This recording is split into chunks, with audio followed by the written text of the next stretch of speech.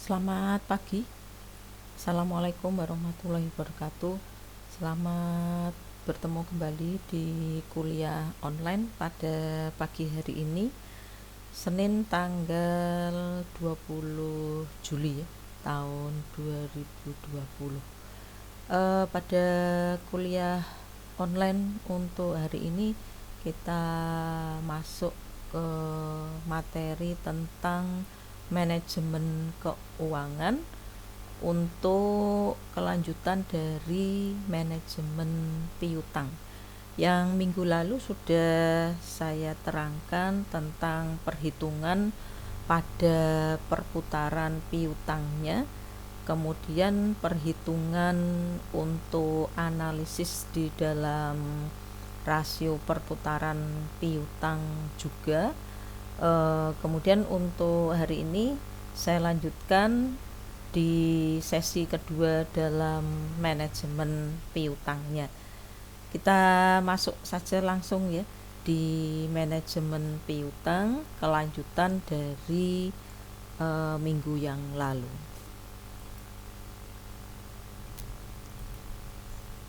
Ya, di dalam manajemen piutang di sini ada pengumpulan piutang ya, di mana untuk pengumpulan piutang itu berhubungan dengan rata-rata piutangnya, seperti yang minggu lalu sudah saya terangkan untuk hari rata-rata di dalam pengumpulan piutangnya, di mana untuk kegunaan pada hari rata-rata pengumpulan piutang adalah menilai efisiensi dalam pengumpulan piutangnya.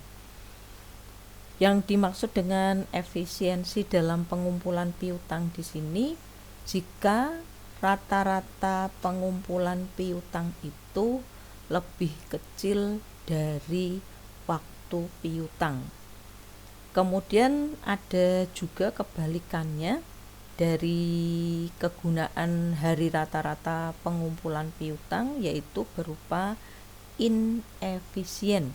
Kalau inefisien itu jika rata-rata di dalam pengumpulan piutangnya ternyata jauh lebih besar dari waktu piutang yang telah ditetapkan.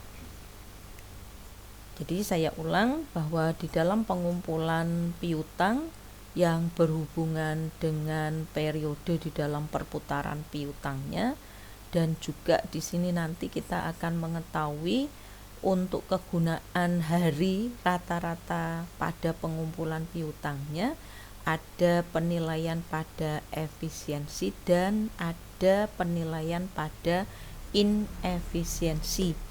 Kalau untuk efisiensi itu rata-rata pada pengumpulan piutangnya lebih kecil dari waktu piutang yang telah ditetapkan. Sedangkan kalau inefisien, jika rata-rata pengumpulan piutangnya lebih besar dari waktu piutang yang telah ditetapkan. Berikutnya adalah tentang pengendalian piutang ya. Di manajemen piutang itu nanti akan berhubungan dengan pengendalian pada piutangnya, karena di dalam pengendalian piutang itu meliputi ada penyaringan pelanggan, kemudian ada penentuan pada resiko kreditnya, kemudian ada juga untuk penentuan pada potongan-potongan terhadap piutang tersebut, pelaksanaan administrasi yang berhubungan dengan penarikan kredit, dan juga pengendalian piutang di sini tentang penentuan ketentuan-ketentuan dalam menghadapi penunggak. Kalau untuk penyaringan pelanggan, kita nanti bisa melakukan penilaian terhadap pelanggan tersebut ya, tentang kapasitasnya dan lain sebagainya. Nanti saya terangkan untuk hal-hal yang berhubungan dengan penyaringan pelanggan. Kemudian yang kedua dalam pengendalian piutang di sini adalah penentuan dalam resiko kreditnya.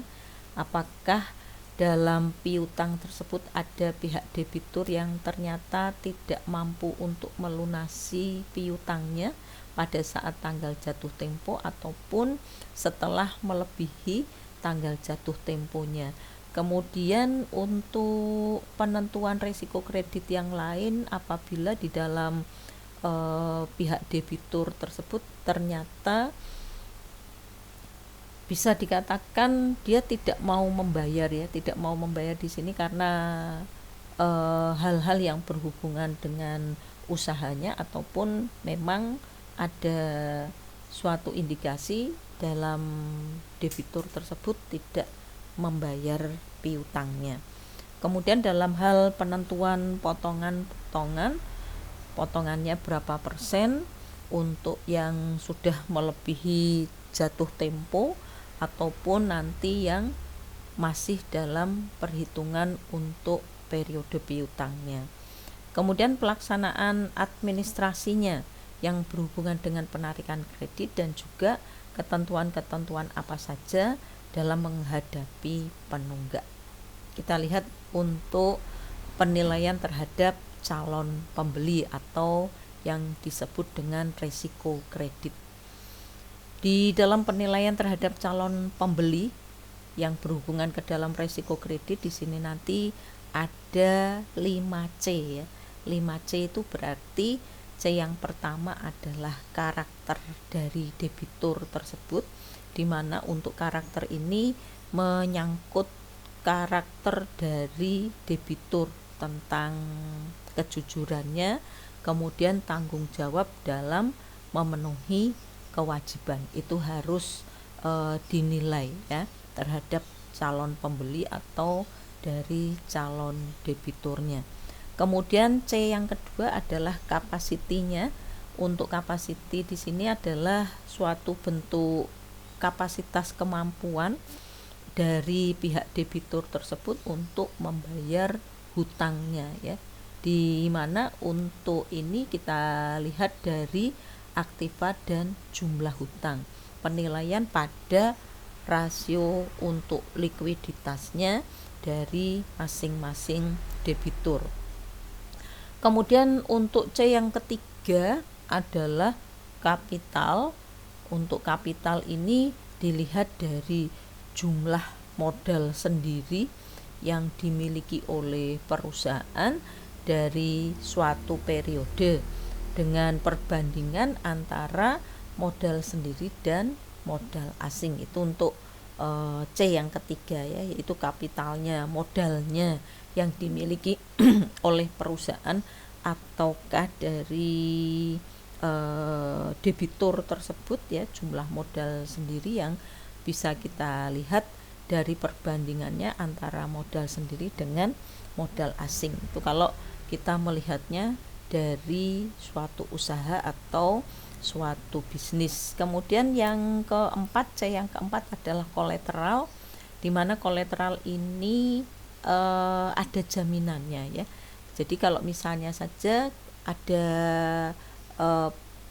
penjualan ataukah kita masuk ke pihak debiturnya, kemudian melakukan sistem kredit dengan jangka waktu yang lama, kemudian untuk nilainya lebih besar, maka dalam penilaian terhadap calon pembeli harus ada C yang keempat, yaitu kolateral, di mana kolateral ini bentuk jaminan ya.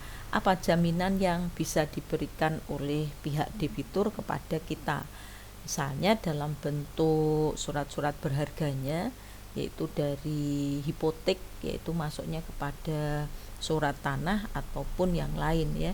Kemudian untuk jaminan dalam bentuk aktiva tetapnya. Kemudian yang kelima, C yang kelima di sini adalah kondisi. Untuk kondisi ini dilihat dari perekonomiannya secara umum. Bagaimana perekonomian secara umum terhadap calon pembeli tersebut atau dari pihak debiturnya ya. Ini yang kita masukkan ke dalam 5C. dari penilaian terhadap calon pembeli, mulai dari karakternya, kapasitasnya, kemudian kapital ataupun dilihat pada jumlah modalnya, perbandingan antara modal sendiri dan modal asing, kemudian ada kolateral, dan yang kelima adalah kondisinya. Kemudian yang berikutnya lagi adalah langkah-langkah di dalam penentuan resiko kredit. Untuk langkah-langkah di dalam penentuan resiko kredit di sini, penentuan batas tertinggi dari resiko kredit. Misalnya saja dalam 5 tahun terakhir terjadi kredit yang tidak tertagih, itu ada 4%, 3%, 5%, 6%, dan 7% ya. Kemudian maka di sini nanti dapat ditentukan batas yang tertingginya, ini dalam kredit yang tidak tertagih ya, 4%, 3%, 5%, 6%, dan 5%. Kemudian ditentukan batas tertinggi untuk 5 tahun terakhir untuk kredit yang tidak tertagih, itu yang paling tinggi adalah 6%. Kemudian yang kedua, mengadakan klasifikasi terhadap pelanggan, dan yang ketiga adalah melakukan seleksi untuk pelanggan tetapnya. Nah, ini merupakan langkah-langkah di dalam penentuan risiko kreditnya. Jadi saya ulang, yang pertama adalah menentukan batas tertinggi untuk risiko kredit. Berapa batas tertinggi dari risiko kreditnya? Dalam prosentase yang kita tentukan bahwa perusahaan untuk 2 tahun terakhir ataukah 3 tahun terakhir dalam menjalankan usaha penjualan secara kredit, ternyata di situ ada penjualan kredit untuk batas tertinggi resikonya ada sebesar 6%. Kemudian yang kedua adalah mengadakan klasifikasi terhadap pelanggan. Untuk mengadakan klasifikasi terhadap pelanggan di sini kita memberikan suatu ketentuan ya, klasifikasinya seperti apa. Kemudian yang ketiga adalah seleksi terhadap pelanggan tetap ya. Seleksi terhadap pelanggan tetap itu misalnya diberikan suatu tambahan ataukah potongan harga, ataukah ada keistimewaan-keistimewaan khusus untuk pelanggan tetapnya. Nah, sekarang kita lihat di dalam contoh di sini adalah data-data dari perusahaan, yaitu dari PT ABC contoh saja. Kemudian yang kedua adalah dari PT BCA. Dengan kondisi untuk umur piutangnya adalah 0 sampai 10, kemudian 11 sampai 30 hari, kemudian 31 sampai 45, dan 45 sampai 60, dan yang paling tinggi adalah di atas 60 hari. Kemudian untuk nilai piutangnya dari PT ABC di situ adalah 640%, dari total nilai piutangnya adalah 80%. Kemudian yang PT BCA itu adalah nilai piutangnya hanya 400, persentase dari total nilai piutangnya adalah 50%. Nah, kalau diperhitungkan data-data dari dua perusahaan ini untuk nilai piutangnya sampai prosentase dari nilai piutangnya, bisa kita lihat ya, yang mana untuk data tersebut dikatakan mempunyai profil piutang yang baik ya. Kalau kita lihat di sini untuk umur piutangnya yang di atas 60, ternyata untuk PT ABC-nya tidak ada ya. Kemudian yang PT BCA di situ ada sampai 5%. Kemudian yang 31 sampai 60 ini ada 10%, sedangkan untuk nilai piutangnya dari PT ABC ini juga tidak ada. Sedangkan untuk PT ABC itu hanya mempunyai umur piutang dari 0 sampai 30 hari saja ya. Kemudian anggaran piutang ya. Anggaran piutang misalnya dari PT ABC mempunyai penjualan pada bulan Januari itu adalah Rp100, Februarinya 200 dan Maretnya adalah 300. Kemudian syarat pembayaran ditetapkan yaitu 3/20, maaf, 3/20 per netnya. Kemudian netnya 30, jadi di sini dalam jangka waktu 30 hari, kemudian 70% pelanggan membayar 20 hari setelah bulan penjualan dan 20% membayar 10 hari terakhir bulan ke-1 sesudah bulan penjualan, dan ada satu lagi yaitu 10% dari pelanggan itu membayar bulan kedua setelah bulan penjualan. Kemudian kita diminta berapakah rincian perhitungan piutang pada bulan Februari, kemudian Maret dan juga bulan April. Nah, ini bulan Februari ya, pengumpulan piutang pada bulan Februari di situ ada keterangan 70% dikalikan dengan 100, tadi jumlah piutangnya adalah 100, sehingga ada Rp70 dikurangi dengan potongan tunai. Kemudian prosentasenya kita lihat lagi ya, saya back lagi. Di sini adalah 3/20 N/30.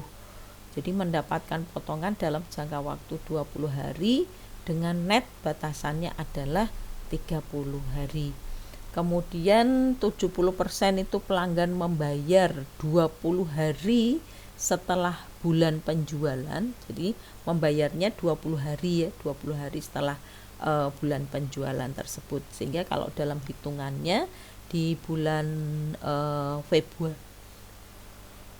Februari itu adalah 70% dikalikan dengan 100, sehingga hasilnya adalah Rp70 dikurangi dengan potongan tunai ya. Tadi kan 3%/20, jadi 3% karena di sini kita melihatnya dari jangka waktunya, 3% dikalikan 70.000 sehingga akan menghasilkan Rp2,10, yaitu hitungannya adalah 67,90. Kemudian 20% terkumpul dalam waktu 10 hari terakhir, berarti 20% dikalikan 100 hasilnya adalah 20. Jadi dalam bulan Februari piutang itu terkumpul sebesar 67,90 ya, ditambah dengan Rp20 sehingga ketemu 87,90. Kemudian yang kedua yaitu di bulan Maret, piutang atas penjualan bulan Februari adalah 10%. Jadi di situ kita mendapatkan Rp10, piutang atas penjualan bulan Februari 70% dikalikan 200 sama halnya dengan yang bulan Februari, tapi karena di sini di bulannya Maret berarti tidak 100 tapi menjadi 200, dikurangi 3% dari 140. Kemudian terkumpul dalam waktu 10 hari mendapatkan Rp40. Kemudian untuk bulan Maret piutang itu terkumpul sebesar 185,80.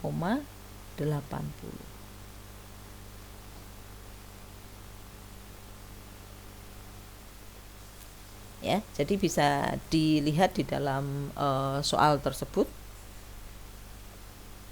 Kemudian untuk yang bulan April ya, untuk bulan April piutang atas penjualan di bulan Februari di situ adalah 10% dikalikan dengan 200. Jadi di sini mendapatkan Rp20. Piutang atas penjualan bulan Februari dikurangi dengan 3% dikalikan 210. Kemudian totalnya adalah 6,3 sehingga hasilnya 203,70 ya. Ini kalau kita hitung untuk bulan Aprilnya. Nah, berikutnya yaitu tentang analisis kebijakan investasi terhadap piutang ya. Kalau kita menginvestasikan dana modal ke dalam piutang, itu nanti analisis kebijakannya seperti apa ya. Kita lihat dulu analisis untuk kuantitatif manfaat dan biaya ya. Misalkan PT One saat ini menjual dengan tunai, penjualan saat ini adalah 100 juta. Kemudian perusahaan akan mempertimbangkan untuk pemberian kredit di dalam peningkatan penjualannya, di mana untuk penggunaan kredit itu diperkirakan akan meningkatkan penjualan sebesar 20 juta. Harga produknya Rp1.000, sedangkan biaya variabelnya adalah Rp750. Kemudian tingkat keuntungan yang diisyaratkan adalah 20% sebelum pajak. Dan rata-rata pengumpulan piutangnya adalah 2 bulan. Apakah pemberian kredit tersebut baik untuk dilakukan ya. Nah, kemudian dalam perhitungannya nanti bisa dilihat di sini bahwa tambahan untuk keuntungan mulai dari tambahan penjualan yang tadi 20 juta, kemudian untuk tambahan keuntungannya adalah 0,25% dikalikan 20 juta sehingga tambahan keuntungan itu adalah 5 juta. Kemudian untuk tambahan biaya, di mana untuk tambahan piutangnya adalah 120 juta per 6 ya. Kemudian untuk investasinya 0,75 dikalikan 20 juta dan keuntungan yang diisyaratkan adalah 0,2 dikalikan 15 juta. Ini kalau di dalam untuk margin kontribusi dalam perhitungan pelonggaran moderat dan juga untuk pelanggaran ekstrimnya ya. Kemudian yang berikutnya lagi adalah mengenai analisis kualitatif di dalam kebijakan kredit. Informasi diperoleh dari laporan keuangan, kemudian dari bank, dari asosiasi perdagangan, pengalaman perusahaan, dan informasi lainnya. Kemudian untuk keberhasilan perusahaan itu ditentukan oleh banyak faktor, diantaranya kita bisa melihat pada kualitas produk ya. Ini yang paling bisa dilihat oleh pihak konsumen, itu adalah kualitas produk. Kemudian yang kedua, harga yang kompetitif. Dengan adanya kualitas produk ini otomatis nanti berhubungan dengan harga yang kompetitif juga, harga yang bisa bersaing. Kemudian ada distribusi yang cepat, yaitu dari gudang ke pihak distributor, kemudian dijual kepada pihak konsumen. Kemudian dengan adanya distribusi yang cepat ini hubungannya dengan promosi dan juga untuk adanya pemasaran. Dan setelah barang itu bisa terjual, maka adanya pelayanan purna jual dan juga adanya kebijakan kredit. Ini kita bisa melihat untuk keberhasilan perusahaan yang dilihat oleh banyak faktor. Kemudian ada contoh dari PT Tunggal ya. Ada kebijakan lama, potongan tunainya adalah 3% untuk pembayaran sampai dengan 7 hari, berarti 3/70. Kemudian rata-rata pengumpulan piutangnya di situ adalah 30 hari, berarti N/30. Pembeli yang memanfaatkan potongan tunai mendapatkan 15% piutang yang tidak tertagih, 2% dari penjualan kredit, dan penjualan selama 1 tahun itu adalah 1.500 dengan harga per unitnya adalah 5 ya. Kemudian untuk value nilainya di situ visinya adalah 2,3 dari biaya modal yang diperhitungkan 22% per tahun ya.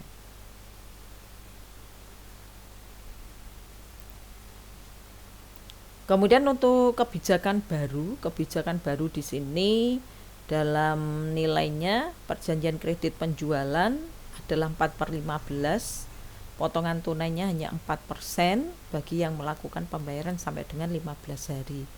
Kemudian kalau yang tadi kebijakan lama adalah rata-rata pengumpulan piutangnya 30 hari, kemudian yang memanfaatkan potongan tunai bertambah menjadi 25% dan penjualannya meningkat 20%. Kemudian ada tambahan tenaga penjual dengan gaji per bulannya adalah 1,7 per bulan per orang. Nah, kemudian apakah perusahaan itu akan mempertahankan kebijakan lama ataukah kebijakan baru? Ya, kalau kita lihat di sini dari kebijakan lama itu penjualannya tadi hanya 7.500 ya. Kalau kebijakan baru ternyata ada kenaikan menjadi 9.000. Kemudian untuk piutangnya adalah 85% kalikan 7.500, sedangkan untuk kebijakan baru hanya sebesar 75% saja. Kemudian untuk tunai, ini kebijakan baru ada peningkatan, perputarannya turnovernya adalah 360 per 30, kalau untuk yang kebijakan barunya 360 per 40. Kemudian untuk rata-rata piutang, investasi pada piutang tersebut adalah 46% sama, tapi di sini dilihat dari nilainya lebih besar di yang kebijakan baru ya. Biaya modal piutang tak tertagih, kemudian untuk margin kontribusi tadi adalah 54% dari 7.500. Kemudian untuk kebijakan baru di situ juga sama, 54% dikalikan nilai yang pertama dari penjualan adalah 9.000. Kemudian untuk gaji tenaga penjual ada tambahan untuk kebijakan baru yaitu 3 kali 12 kali 1,7, sehingga di situ menghasilkan 61,2 ya. Kita lihat dari nilai yang ada di situ dari kebijakan baru maupun pada kebijakan lama. Ya, kalau di penjualan di kebijakan lama, penjualan selama 1 tahun itu 1.500.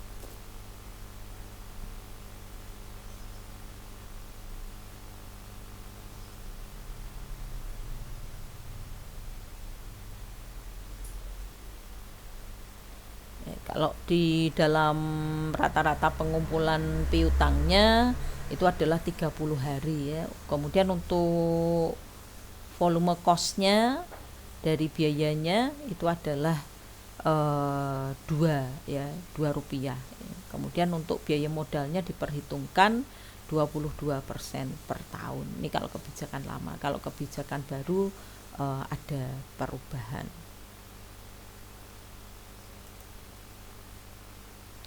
Kemudian ada juga untuk analisis ekonomi ya, tentang penjualan tunai dan penjualan kredit. Nah, ini kalau yang dinamakan ke manajemen piutang itu berarti hal-hal yang berhubungan dengan analisis. Jadi mana yang bisa kita harus beralih maupun yang kita harus meningkatkan penjualan, dan juga untuk analisis yang lainnya. Terus ada juga untuk analisa penjualan kredit tanpa diskon dengan penjualan tunainya, ada tambahan keuntungan, kemudian untuk pengorbanan dari piutang itu, dan seterusnya. Ini bisa dilihat ya nanti untuk data yang bisa kita lakukan. Nah, kemudian untuk yang terakhir yaitu tentang latihan soal, di mana untuk latihan soal ini ada net credit sales dari penjualan bersih, kemudian untuk receivable di awal tahun dan juga di akhir tahun, kemudian rata-rata dari piutangnya, kemudian yang ditanyakan adalah receivable turnover dan average collection period.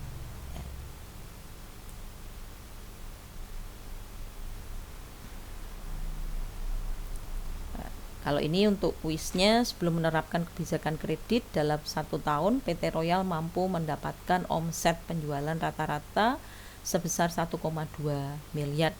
Kemudian tahun depan perusahaan berencana menjual secara kredit dengan syaratnya N/30. Nah, kebijakan tersebut direncanakan oleh perusahaan mampu meningkatkan omset penjualan menjadi 1,8 miliar dengan profit margin 10%. Ya, apakah sebaiknya perusahaan menerapkan penjualan tunai ataukah penjualan kredit jika bunga di pasar 18%. Ya. Kemudian berdasarkan contoh di muka, misalnya nanti perusahaan itu menawarkan syarat penjualan 2/20 N/30 dan diperkirakan 50% akan memanfaatkan diskon dan sisanya membayar pada hari yang ke-60. Nah, kemudian apakah perusahaan itu menjual dengan diskon atau menjual tanpa diskon, ya. Jadi ada dua soal yang nanti bisa dikerjakan.